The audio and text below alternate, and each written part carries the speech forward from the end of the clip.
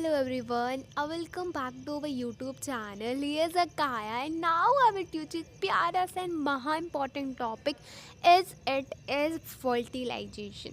Human reproduction का एक प्यारा सा टॉपिक है हमारा फर्टिलाइजेशन. जब हमने क्या इसके बाद हमारा जाइगोट बनेगा एंड जाइगोट कैसे इम्प्लांट करेगा वो सारी चीज़ें हम आज के लेक्चर में पढ़ने वाले हैं. ठीक है, तो देखो कैसे हमारा सबसे पहले वाले लेक्चर में हमारा जो स्पर्म होता है ना वो यूट्रस के थ्रू विजाइना के अंदर जाकर के यूट्रस के लाइनिंग के पास यानी इस्थमस जंक्शन में पहुंच जाता है, एम्पुलरी इस्थमस जंक्शन में. एंड वहाँ से हमारा ओवरी से हमारा एक क्या है ओवम रिलीज़ होता है एंड वो भी ट्रैवल करते हुए फ्लोपियन ट्यूब से ट्रैवल करते हुए इस्थमिक जंक्शन पे पहुंच जाता है. उसके बाद जाके जो प्रोसेस प्रोसीड होता है उसको ही हम फर्टिलाइजेशन कहते हैं, जिसमें मेल का स्पर्म एंड फीमेल का ओवम दोनों फ्यूज्ड करते हैं एंड इसी होल जेनरियो या प्रोसेस को हम फर्टिलाइजेशन कहते हैं. तो आइए काफ़ी शिद्दत से इस चैप्टर को प्यारे तरीके से हम इस टॉपिक को कंप्लीट करने वाले हैं. ठीक है, तो हम यहाँ पे वाइट कलर की मार्कर यूज़ करने वाले हैं.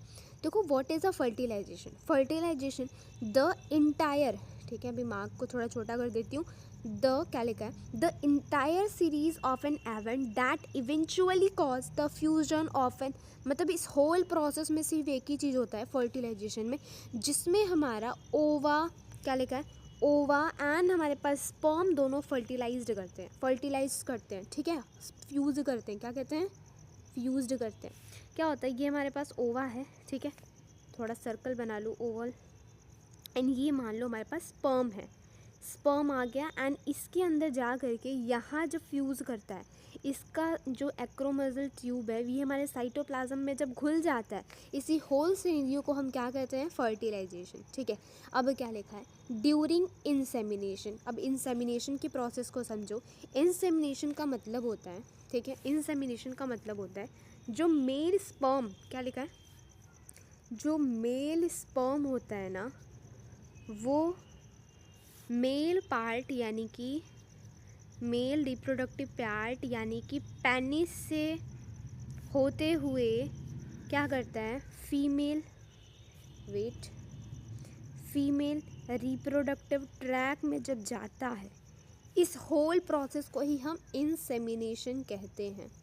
ठीक है, क्या लिखा है और इसमें क्या होता है, क्या लिखा है यहाँ पे लगभग 200 से 300 million sperms are deposit into the female reproductive part. मतलब जब ये क्या बोल रहा है इसका मतलब होता है इन अ वन इजैकुलेशन, क्या इन अ वन इजैकुलेशन, ठीक है जो स्पर्म होता है वो लगभग 200 से 300 मिलियन होता है. मतलब एक इजैकुलेशन में लगभग हमारे पास 200 से 300 मिलियन स्पर्म क्या करते हैं इजैकुलेट होकर के फीमेल रिप्रोडक्टिव ट्रैक में जाते हैं. ठीक है, इतनी चीज़ समझ में आई. क्या लिखा है not all copulation lead to pregnancy why. ठीक है, if sperm and secondary oocyte या फिर ova are available at the same time pregnancy might happen. इसका मतलब समझो हमारे पास क्या है, ये हमारे पास ये फीमेल रिप्रोडक्टिव पार्ट है.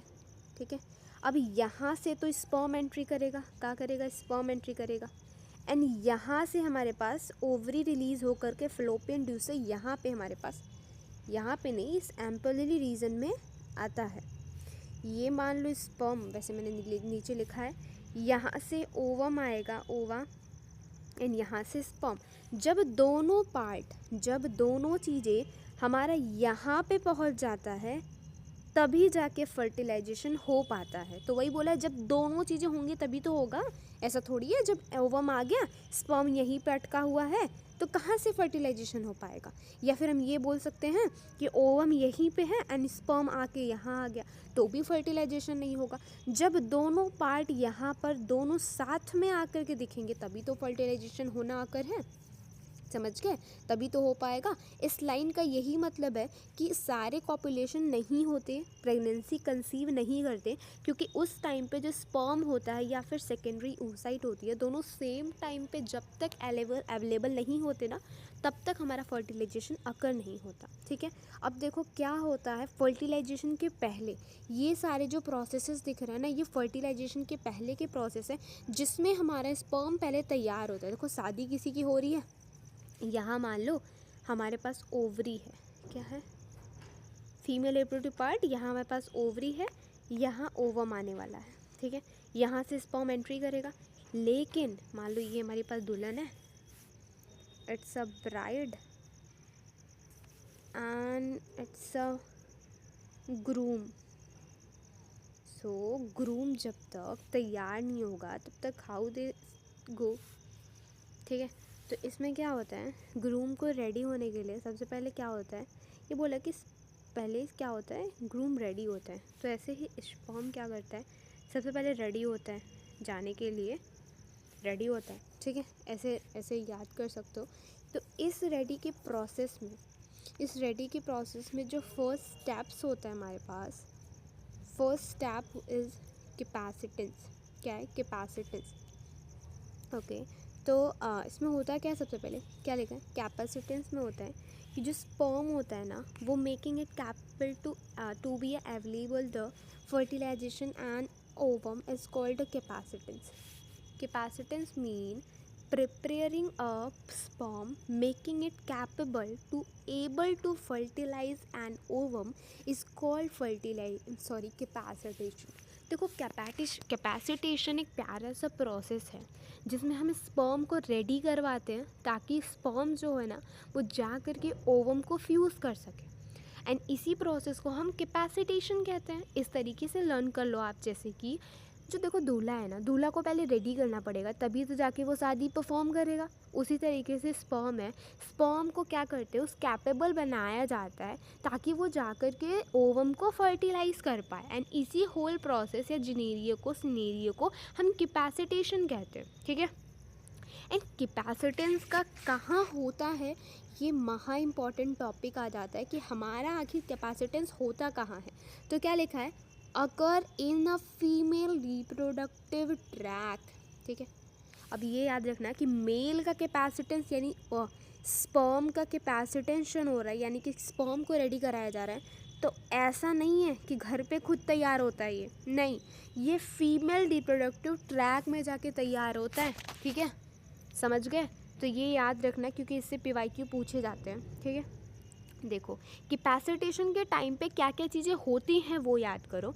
चेंजेस, क्या क्या चेंजेस आते हैं, जैसे कि जो कैल्शियम की एंट्री होती है स्पर्म में, ताकि क्या होता है ना, मूवमेंट यानी कि उसकी मोबालिटी काफ़ी इन्फ्लक्स कर जाए। कैल्शियम का इन्फ्लक्स कराया जाता है ताकि जो स्पर्म की मोटालिटी है वो बढ़ जाए, ताकि वो इजीली जाके फर्टिलाइज कर पाए एंड स्पीड से फटाक से वो पहुंच पाए वहाँ पे।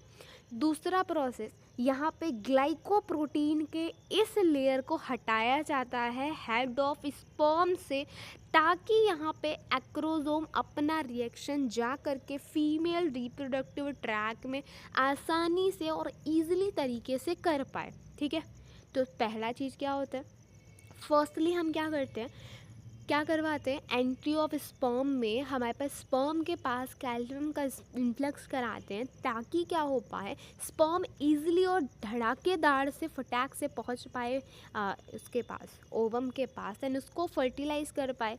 सेकेंड चीज़ होती है, हम यहाँ पे ग्लाइकोप्रोटीन के लेयर को एक्रोसोम के हेड से, यानी एक्रोसोम यानी स्पर्म का जो हेड होता है जहाँ पे एक्रोसोम प्रेजेंट होता है, वहाँ से हम ग्लाइकोप्रोटीन के लेयर को रिमूव करते हैं ताकि जब फीमेल रिप्रोडक्टिव ट्रैक से होते हुए जो स्पर्म है ओवम के पास पहुंच पाए। उसके बाद जो आगे एक्रोसोमल रिएक्शंस होते हैं जिसमें ओवम के जो बाहर की मेम्ब्रेन होती है उसको तोड़ करके स्पर्म अंदर जाता है, उस एक्रोसोमल रिएक्शन को परफॉर्म कर पाए हमारा हेड। ठीक है, ठीक है, तो ये चीज़ पहली प्रोसेस। दूसरी देखो, ये जो बाहर की ग्लाइकोप्रोटीन के लेयर होते हैं इसको रिमूव किया जाता है, जो एक कोलेस्ट्रॉल की मेम्ब्रेन होती है। ठीक है, ताकि जो एक्रोसोमल रिएक्शन है जा कर के ओवम को आसानी से फर्टिलाइज कर पाए। क्या कर पाए? फर्टिलाइज कर पाए। ठीक है, अब क्या लिखा है? Out of these only 200 to 300 could be reach vicinity close of the secondary oocyte। अब देखो हमारे पास ये ओवम है। ठीक है, ओवम है। ओके, ओवम के पास लाखों मिलियंस करोड़ स्पर्म्स होते हैं। ना जाने कितने स्पर्म्स यहाँ पे अराइज करते हैं, ना जाने कितने स्पर्म यहाँ अराइज करने की कोशिश करते हैं। लेकिन आपको पता है पहुँच कितने लोग इसके पास जाते हैं? पहुँच कितने लोग इसके नज़दीक कितने लोग जा पाते हैं, ये काउंट किया गया है सिर्फ 200 से 300 मिलियन स्पर्म्स सिर्फ इसके पास पहुंच जाते हैं। बाकी अगर हम बात करें तो जो मेल का पेनिस होता है, मेल की पेनिस से बहुत सारे more than 200 to 300 million sperm ejaculate. समझ रहे हो? इजैक्यूलेट तो इससे ज़्यादा ही होते हैं, लेकिन पहुँच कितने पाते हैं? सिर्फ 200 से 300। सेकेंड क्या होता है हमारे पास? क्या लिखा है? एंड स्पर्म हैज़ स्पर्म के पास कुछ प्रोटीन भी होती हैं जो उनके प्लाज्मा मेम्ब्रेन यानी इसके हेड पे प्रेजेंट होता है, जो JP3 रिसेप्टर से मतलब जोना पेलुसिडा 3 के रिसेप्टर से बाइंड करती हैं हमारे ओवम को। ठीक है, अब यहाँ पे मान लो हमारे पास है, इसको समझने के लिए कि ये हमारे पास ओवम ही है। जो स्पर्म होता है, जो स्पर्म होता है इसके हेड के प्लाज्मा मेम्ब्रेन के पास JP3 सम प्रोटीन्स होते हैं, सम प्रोटीन्स जो जोना, मान लो ये हमारे पास जोना पेलुसिडा की बाहर की मेम्ब्रेन है। ठीक है, इससे ये बाइंड कर पाए, यानी इसके पास हमारे पास JP3 रिसेप्टर्स होते हैं। JP3 रिसेप्टर से बाइंड करके ये समझ पाए कि हम ओवम के अंदर एंटर कर चुके हैं, यानी ओवम हमसे दूर नहीं है, हम ओवम के पास आ चुके हैं, ये चीज़। ठीक है, अब तीसरा होता है एक्रोसोमल रिएक्शन, जहाँ पे एक्रोसोम रिएक्ट करता है। आप एक्रोसोम पूछोगे क्या होता है? अगर हम स्पेशली हम क्या कर सकते हैं, वेट अ सेकेंड, स्पर्म का अगर हम डायग्राम बनाएं, हंसना मत एवरीवन, इतनी अच्छी प्यारी डायग्राम नहीं है मेरी बट ठीक है, लाइक ऐसा है कि ऑफकोर्स मैं पढ़ा ज़रूर सकती हूँ। ठीक है, ये हो गई, ये हमारे पास दूसरे कलर से बनाऊँ, ऐसे ज़्यादा समझ में आएगा। क्या बोलते हो? रेड बनाती हूँ, एक्रोसोम को रेड बनाती हूँ। तो अब हम इसकी वो करें, अगर हम, ठीक है, तो ये जो हमारे पास होती है यहाँ, तो ऑफकोर्स क्या है, इट्स अ माइटोकॉन्ड्रिया। दूसरे कलर से करती हूँ, इट्स अ टेल। क्या है? It's a portion of middle piece. Wait, MP लिख रही हूँ, समझ जाना। It's a portion of MP, it's a portion of neck and it's a portion of head. Head के पास एक हैप्लॉइड न्यूक्लियस होता है एंड इट्स अ एक्रोसोम। यही एक्रोसोम जो आपको ऊपर दिखाई दे रहा है, एक्रोसोम, ये जो एक्रोसोम दिख रहा है, जिसको मैं अभी आपको दूसरे कलर से दिखा रही हूँ, ग्रीन कलर से दिखाने वाली हूँ फिलअप करके। ये जो आपको दिखाई दे रहा है, ये देख रहे हो, ये देख लो। ठीक है,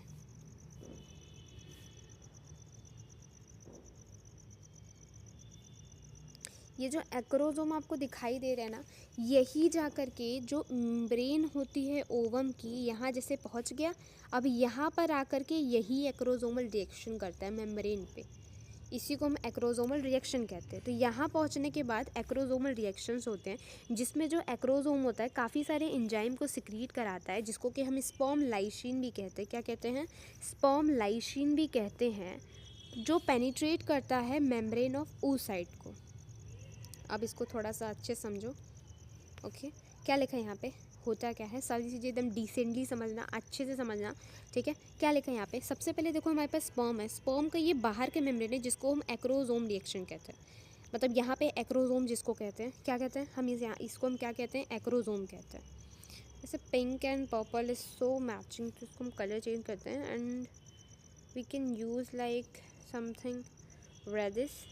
ओके ओके, सो अब क्या लिखा है यहाँ पे, ये जो देख रहे हो आप, क्या दिख रहा है आपको, ये क्या दिख रहा है आपको, जो एक्रोसोम दिख रहा है, एक्रोसोम के अंदर काफ़ी सारे क्या होते हैं, क्या बोलते हैं, स्पर्म लाइसिन होते हैं, ठीक है। जो स्पर्म लाइसिन में मेनली 3 स्पर्म लाइसिन होते हैं। सबसे पहले हेलुरोनिडेज, दूसरा कोरोना पेनिट्रेटिंग एंजाइम, तीसरा जोना लाइसिन, ठीक है। सॉरी, अब 3 तुमने स्पर्म लाइसिन देखा जो कहाँ प्रेजेंट है, एक्रोसोम की मेम्ब्रेन के अंदर, यानी एक्रोसोम एंजाइम प्रेजेंट है। इसको हम क्या कहते हैं, स्पर्म लाइसिन भी कहते हैं। अब देखो, तुमने सॉरी, तुमने कभी ओवम की मेम्ब्रेन देखी है, ठीक है। यहाँ मान लो ये मेम्ब्रेन है, ठीक है, हमारे पास ये मेम्ब्रेन होती है, समझ हमारी बात। अब ये क्या है ना, मेम्ब्रेन के ऊपर क्या होता है, मान लो ये हमारे पास क्या है, ऐसे बना ही है, तो मैं फालतू में आपको बना रही हूँ, इसी में समझा देते हैं आपको। क्या लिखा है यहाँ पे, काफ़ी प्यारा डायग्राम बना है। ये जो ऊपर की जो आपको मेम्ब्रेन दिख रही है, जो ग्रीन कलर में है, क्या है ये, सबसे पहले देखो अंदर, हमारे अंदर से बाहर करते हैं। सबसे पहले क्या लिखा है, ये हमारे पास क्या दिख रहा है आपको, ये हमारे पास साइटोप्लाज्म दिख रहा है। ऑफकोर्स जो खाली स्पेस है उसको साइटोप्लाज्म तो भरा होगा। ओवम के अंदर ये हमारे पास साइटोप्लाज्म भरे हैं, दिख गया। सेकेंड पार्ट देखो हमारे पास, सेकेंड मेम्ब्रेन जो वाइट कलर की मेम्ब्रेन आपको दिखाई दे रही है, वो हमारे पास है प्लाज्मा मेम्ब्रेन। क्या है, प्लाज्मा मेम्ब्रेन। तीसरी लेयर जो आपको येलो कलर से दिखाई दे रही है, ये कुछ नहीं, ये जोना पेलुसिडा की लेयर है। क्या है, जोना पेलुसिडा की लेयर। एंड जो बाहर की मेम्ब्रेन आपको दिखाई दे रही है, जोना पेलुसिडा के भी बाहर, इसको हम कोरोना रेडिएटा कहते हैं। किसको कहते हैं, कोरोना रेडिएटा। अब कोरोना रेडिएटा के अंदर कुछ ऐसी मेम्ब्रेन्स होती हैं जो क्या करती हैं, कोरोना क्या बोलती है उसको, ये आपको दिख रहा है, कुछ हेलुरोनिडेज होती हैं, हेलुरोनिक एसिड्स होते हैं। ये आपको ब्लू दिख रहा है आपको, ये ब्लू कलर की, ये क्या है, हेलुरोनिडेज है। क्या है, हेलुरोनिक एसिड है, जिन दोनों को बाइंड करता है, इन दोनों के बीच में सीमेंटिंग का काम करता है। ये 3 चीज़ें आपको समझ में आ गई। अब ये जो बीच में स्पेस दिख रहा है, किसके किसके, कोरोना रेडिएटा और कोरोना रेडिएटा और जोना पेलुसिडा के बीच में, इसको पेरी विटेलाइन स्पेस कहते हैं। जो कोरोना या ये प्लाज्मा मेम्ब्रेन है and it's the zona pellucida. तो या ऑफ कोर्स ये मेम्ब्रेन जो हमारे पास पेरी विटेलाइन की स्पेस की मेम्ब्रेन होती है, ये zona pellucida and plasma membrane के बीच में प्रेजेंट होता है, ठीक है। बीच में हमारे पास ओवम के अंदर क्या रहता है, कॉर्टिकल ग्रेन्यूल्स प्रेजेंट होते हैं। अब देखो, सबसे पहले क्या, स्पर्म आया हमारे पास, जैसा कि यहाँ देख रहे हो, स्पर्म आया। तो स्पर्म आते ही क्या करता है, सबसे पहले JP3 रिसेप्टर जो हमारे पास जोना पेलुसिडा के लेयर में प्रेजेंट होता है ना, इस पे जाकर के ये बाइंड हो जाता है। बाइंड हो रहा है, दिख रहा है, इस पे जाकर के ये बाइंड हो जाता है। जैसे ही ये बाइंड करता है, वैसे ही सबसे पहले क्या होता है, देखो ये सारे एंजाइम जो रहते हैं काम करना स्टार्ट करते हैं। सबसे पहले जो हेलुरोनिक एसिड होता है, हेलुरोनिक एसिड को तोड़ने वाला हेलुरोनिडेज आता है, हेलुरोनिडेज आता है। दूसरा कोरोना रेडिएटा मेम्ब्रेन को तोड़ने वाला कोरोना पेनिट्रेटिंग एंजाइम आता है, जो उनको तोड़ देता है। तीसरा हमारा जोना पेलुसिडा को तोड़ने वाला जोना लाइसिन आता है, जो जोना पेलुसिडा को भी तोड़ देता है। एंड जिस तरीके से फटाफट से ये लोग तोड़ते हुए चले जाते हैं, अब जो है हमारे स्पर्म अंदर जा चुका है, ठीक है।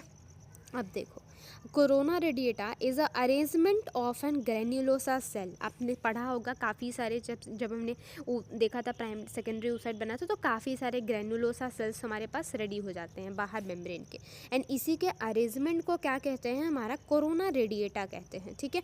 दूसरा, hyaluronic acid is present between the granulosa cell, वही कोरोना रेडिएटा के बीच में है। कोरोना रेडिएटा अगर हमारे पास ग्रेन्युलोसा सेल्स में बनती है तो ऑफकोर्स सी बात है, जेन्युइन सी बात है कि हेलुरोनिडेज जो रहता है, हेलुरोनिक एसिड भी हमारा किसके बीच में प्रेजेंट होगा, ग्रेन्युलोसा सेल्स के बीच में प्रेजेंट होता है।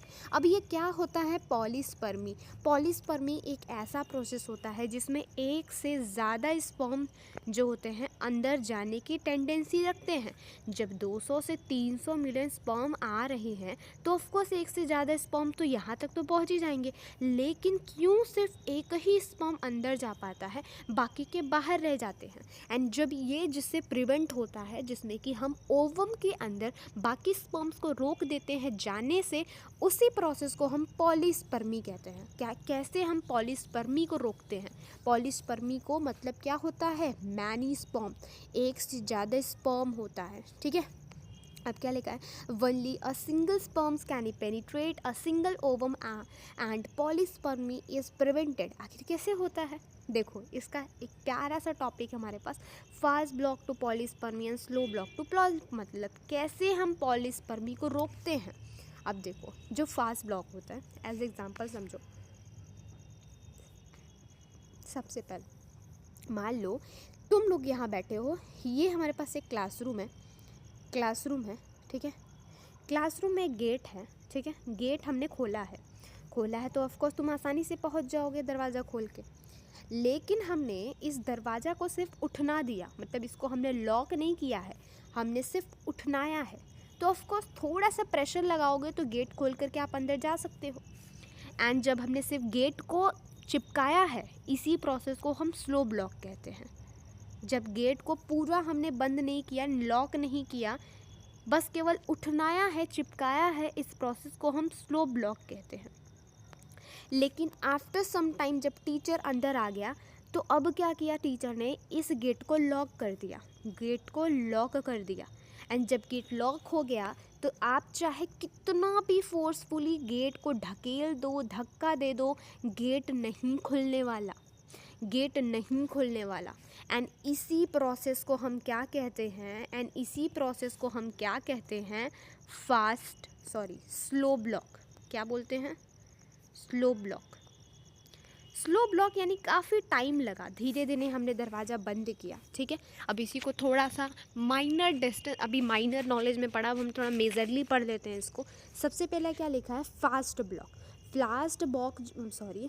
ब्लॉक जो रहता है टेम्पोरली मेथड होता है, जिसमें हम टेम्पोरली क्या करते हैं, अपने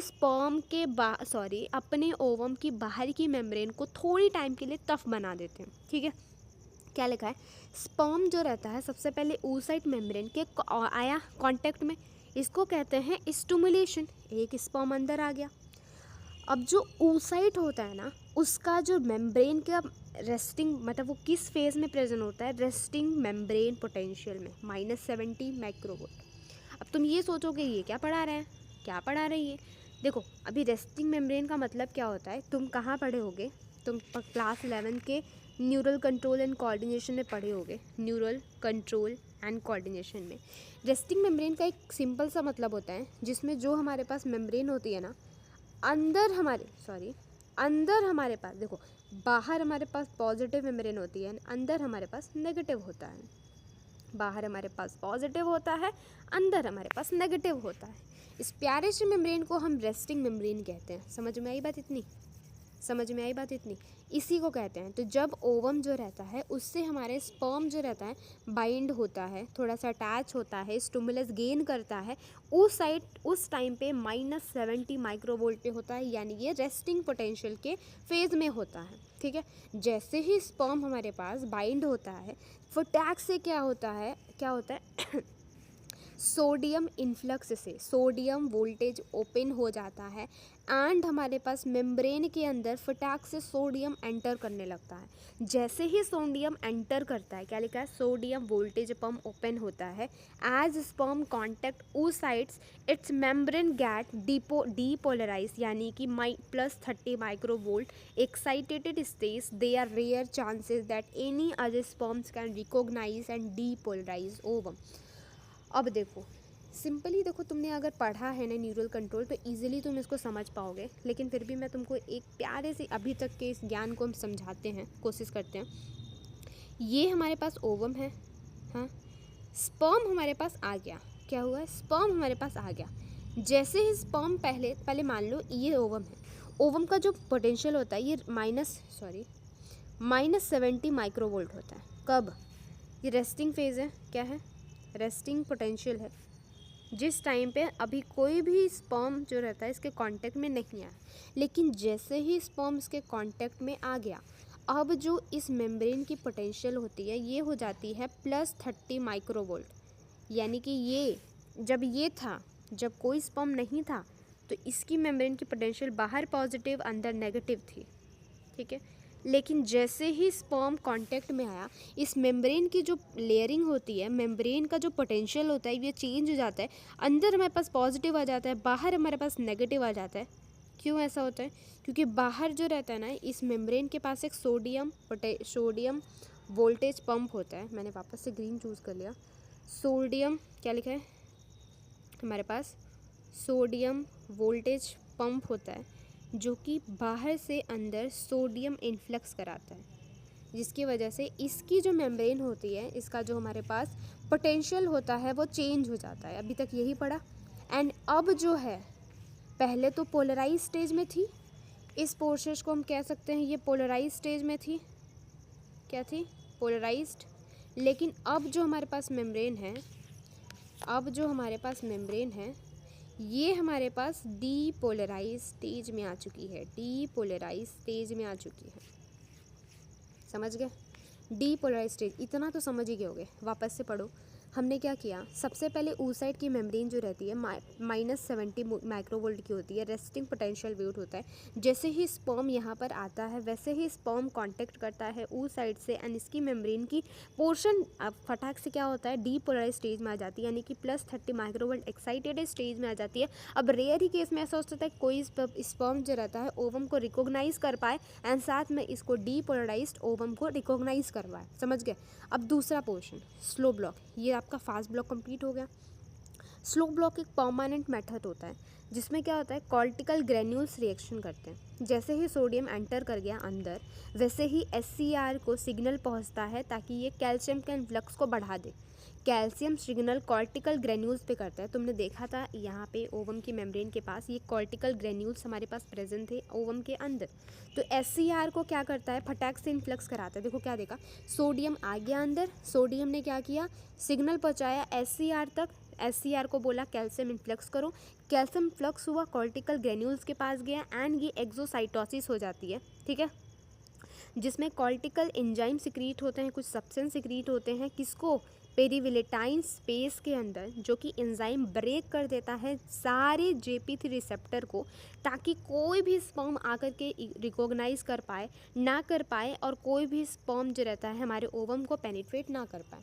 इस होल प्रोसेस को काफ़ी प्यार से समझना, ठीक है। कहाँ तक हमने समझाया था, ये समझाया था, इतना समझ में आया था। पहले पोर्शन में हमने देखा था कि जो ओवम होता है उसका जो मेम्ब्रेन का पोटेंशियल होता है काफ़ी प्यारा होता है, जो -70 MV मोल्ड का होता है, इसको रेस्टिंग पोटेंशियल कहते हैं। इसमें ये मेम्ब्रेन होता है जिसमें बाहर हमारे पास पॉजिटिव होता है, अंदर हमारे पास नेगेटिव होता है। ये समझ में आई बात। अब दूसरा क्या होता है, सेकंड टाइम में क्या होता है, जैसे स्पर्म यहाँ पे अटैच करता है वैसे ही यहाँ पे सोडियम का इन्फ्लक्स बढ़ जाता है। सोडियम का इन्फ्लक्स जैसे ही होता है वैसे ही इसकी पोटेंशियल की मेम्ब्रेन चेंज हो जाती है, ये +30 माइक्रोवोल्ट का हो जाता है, जिसमें क्या होता है, सोडियम का इन्फ्लक्स अंदर पहुँचता है एंड हमारी मेम्ब्रेन डीपोलराइज स्टेज में आ जाती है। ये फास्ट ब्लॉक कंप्लीट हो जाता है। जैसे ही हमारा सेकेंड ब्लॉक शुरू होता है, जब सोडियम का इन्फ्लक्स हुआ ना, तो सोडियम के इन्फ्लक्स ने क्या किया, SCR पे कॉन्टेक्ट कराया। SCR ने क्या किया, कैल्शियम फ्लक्स बढ़ा दिया। कैल्शियम फ्लक्स क्या किया, कॉर्टिकल ग्रेन्यूल्स के पास गया। कॉर्टिकल ग्रेन्यूल्स ने कॉर्टिकल एंजाइम सिक्रिएट किया। कॉर्टिकल एंजाइम्स क्या किए, पेरिवेटाइन मेम्ब्रेन के पास गए। पेरिवेटाइन मेम्ब्रेन के अंदर कुछ ऐसे एंजाइम सिक्रिएट किए जिसमें के बाद क्या होता है ना, जिसके बाद क्या होता है, जो इसकी पोटेंशियल की मेम्ब्रेन होती है, क्या देखा तुमने, जिसके बाद होता क्या है, जो पोटेंशियल की मेम्ब्रेन सिग्नल तक पहुंचती है, पेरिवेटाइन स्पेस क्या करता है, सारे एंजाइम को तोड़ देता है। एंड JP3 रिसेप्टर जो हमारे पास प्रेजेंट होती है जोना पेलिसुडा के लेयर में, ठीक है, जिसको रिकॉग्नाइज करके हमारा स्पर्म समझ पाता है कि हम ओवम के पास पहुँच चुके हैं, इसको ही ये तोड़ देता है। इसको क्या करता है, तोड़ देता है, ठीक है। तो उसके बाद कोई भी कॉर्टिकल नहीं हो जाता एंड साथ में कोई भी स्पर्म जो रहता है हमारे ओवम को पेनिट्रेट वापस से नहीं कर सकता, ठीक है। जैसे ही स्पर्म oocyte के कांटेक्ट में आता है, जैसे ही स्पर्म अब स्पर्म क्या किया, oocyte यानी ओवम के कांटेक्ट में अंदर आ चुका, ठीक है। अब जो प्लाज्मा मेम्ब्रेन होती है ना सेकेंडरी oocyte की, फर्स्टली जब वहाँ तक पहुँचा तो हमारा फर्स्ट मियोटिक डिवीज़न जो रुका हुआ था, सेकेंड मियोटिक डिवीज़न, वो फटाक से कंप्लीट हो जाता है। जिसके बाद large haploid ovum and small secondary polar body form हो जाता है। उस प्रोसेस को कंप्लीट हुआ था, मतलब जब सेकेंडरी oocyte अरेस्ट हो गया था मियोटिक सेकेंड, देखो अब ये बोल रहा है, देखो जो सेकेंडरी oocyte होती है मियोटिक सेकेंड में क्या हुआ था, रुक गया था, वो कंप्लीट हो गया, ठीक है। अब जब हैप्लॉइड न्यूक्लियस स्पर्म का साथ में फ्यूज़ करता है ओवम के न्यूक्लियस के साथ, तो अब क्या बनता है, जाइगोट, जाइगोट बनता है। अब सारी चीज़ें NCERT पढ़ो, ठीक है। ड्यूरिंग कॉपुलेशन के टाइम पे जब सीमेन रिलीज होता है एंड पेनिस के द्वारा वेजाइना के पास पहुंचता है, जो वेजाइना एक फीमेल रिप्रोडक्टिव ट्रैक होता है, इस तक पहुंचने के प्रोसेस को इंसेमिनेशन कह देते हैं हम। जब मोटाइल स्पर्म, अब स्पर्म तो देखो मोटाइल है, मेल स्पर्म मोटाइल है, लेकिन जो फीमेल गैमेट होती है वो तो मोटाइल नहीं है। तो जो मोटाइल है वही तो चल कर के आएगा नॉन मोटाइल के पास। तो क्या लिखा है, जो मोटाइल स्पर्म होता है रैपिडली स्विम करता है एंड सर्विक्स से होते हुए वो यूट्रस के पास पहुंचता है। फाइनली एम्पुलरी रीजन में पहुंच करके फलोपियन ट्यूब के अब वो फर्टिलाइजेशन करवाता है। ओवम रिलीज होता है ओवरी से एंड वो दोनों एक साथ पहुंच जाते हैं एंड इसके बाद ही फर्टिलाइजेशन के प्रोसेस कंप्लीट हो पाता है। फर्टिलाइजेशन कैन ओनली अकर जब ओवम एंड स्पर्म दोनों साथ में ट्रांसपोर्ट करते हैं साइमल्टेनियसली एम्पुलरी इस्थमस जंक्शन में। एंड यही रीज़न है कि सारे कॉपुलेशन फर्टिलाइजेशन या प्रेगनेंसी कंसीव नहीं कराते, ठीक है। एंड सेकंड देखो, जो प्रोसेस होता है ना जिसमें ओवम जो रहता है स्पर्म के साथ फ्यूज़ करता है, इसी प्रोसेस को हम फर्टिलाइजेशन कहते हैं। फर्टिलाइजेशन के टाइम पे जो स्पर्म होता है वो जोना पेलिसुडा के कांटेक्ट में आता है, जो ओवम की आउटर लेयर होती है, एंड वहाँ पे उसके मेम्ब्रेन में काफ़ी सारे चेंजेस करते हैं, कुछ ब्लॉक्स में चेंजेस करते हैं, जिसके बाद हम एक से ज़्यादा स्पर्म की एंट्री को रोक पाते हैं, ठीक है। इसके वजह से ही सिर्फ एक ओवम जो रहता है फर्टिलाइज कर पाता है ओवम को। इससे पहले वाले सारे प्रोसेस को हमने पढ़ा था। अब क्या होता है, कैसे करते हैं, उसके बाद क्या होता है, सिक्रीशन होता है एक्रोसोम का, जिसकी हेल्प से हम स्पर्म एंटर करवा पाते हैं साइटोप्लाज्म ऑफ ओवम को। उसके बाद किसके द्वारा, जोना पेलिसुडा एंड प्लाज्मा मेम्ब्रेन के द्वारा अंदर पहुंचा पाते हैं। जैसे ही हमारा स्पर्म अंदर पहुंच पाता है वैसे ही हमारा सेकेंड मियोटिक डिवीज़न कंप्लीट हो जाता है एंड साथ में सेकेंड पोलर बॉडी एंड एक हैप्लॉइड क्या कहते हैं, ओवम या ऊटेड बन जाता है, ठीक है। यहाँ पे हमारा यहाँ पे सेकेंडरी पोलर बॉडी बनता है, साथ में हमारा मियोटिक सेकेंड कंप्लीट हो जाता है। जैसे ही जो हैप्लॉइड न्यूक्लियस होता है ओवम का एंड स्पर्म का होता है, दोनों एक दूसरे के साथ फ्यूज़ करते हैं एंड वैसे ही हमारा हैप्लॉइड जाइगोट प्रिपेयर हो जाता है। अब जाइगोट के पास कितने सारा क्रोमोसोम्स होते हैं, इसको देख लो। हमारे पास क्या है, mail sperm and female ovum, ये भी हैप्लॉइड, ये भी हैप्लॉइड। जब इन दोनों का फ्यूज़न हुआ, आफ्टर फ्यूज़न जब इन दोनों का एक प्यारा सा जाइगोट बन गया, अब ये n+n ऑफकोर्स 2n बन जाएंगे। तो ये हम बोल सकते हैं जो जाइगोट होता है वो डाइप्लॉइड होता है, यानी कि ये 2n का होता है, ठीक है। ठीक है, इसका आंसर देख लिया, ठीक है। अब देखो, ये देखो कैसे, जब क्रोमोसोम का पैटर्न देख करके ह्यूमन फीमेल में देखो, ह्यूमन फीमेल में XX होता है, मेल में XY क्रोमोसोम्स होते हैं। All haploid gamete ovum produce by female have the sex chromosome, जिसके पास X ही होता है, एंड मेल के पास 2 सेक्स क्रोमोसोम्स होते हैं, एक X होता है, एक XY होता है। अब उसके बाद जब दोनों फ्यूज़ करते हैं तो 50% स्पर्म जो रहते हैं X क्रोमोसोम को कैरी करते हैं, एंड 50% जो स्पर्म्स होते हैं वो Y क्रोमोसोम को कैरी करते हैं।